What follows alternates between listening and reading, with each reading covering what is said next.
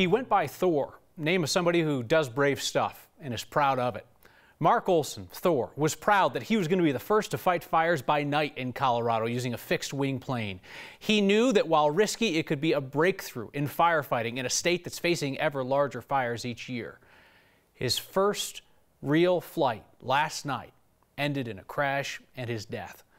A small air tanker went down behind the fire lines of the Kruger Rock Fire near Estes Park.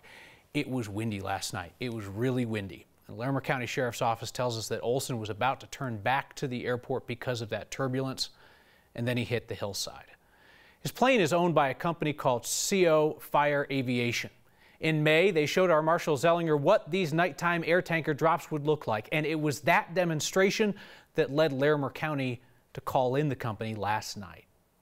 Marshal shows us what was supposed to happen and what we know did happen.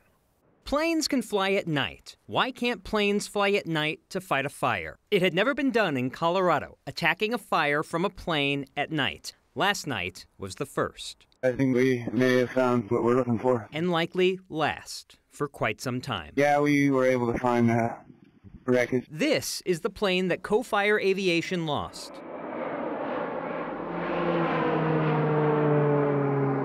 In May, we were there when the company demonstrated what it can do at night to fight a fire.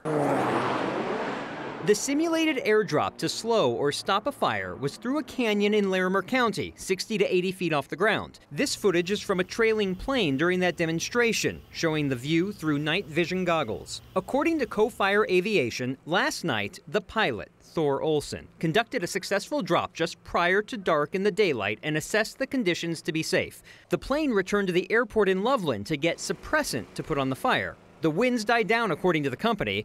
Weather and wind conditions were reported to be within limits of our company's standard operating procedures. The company's wind limits are 30 knots sustained with a 15-knot gust spread.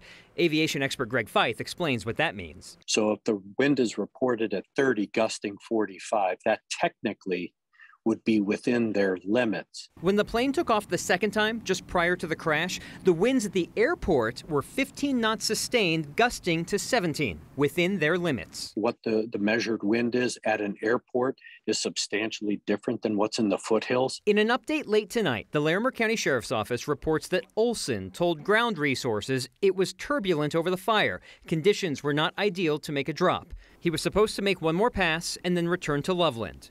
That's when the crash happened. Larimer County was at the demonstration that we were at in May and entered into what's called a call when needed contract with Co-Fire Aviation. The Sheriff's Office called them for other fires this year, Kyle, but the company either couldn't do it or decided that air attacks weren't necessary for those fires. Marshal, we see situations where there are aircraft up at night over fires, helicopters. Helicopters, and the state contracts for helicopters. The state does not contract for air tankers like we saw in Larimer County last night. And helicopters, there are 4 reasons that the state would use them. Life's in danger, structures are in danger, it's going to be really expensive loss if you don't do it right away, or if you can show that you're going to save money by doing it at night with a helicopter drop, and they can do it with a long wire, they don't have to get as far into the canyon. It's deemed a bit safer from the air. Boy, think about Thor and all the other folks that you met on that team, people who thought that they could do some good for the state, thought that it was a place where their business could be of service to others, and then just, the unimaginable last night. All right, Marshal, thank you.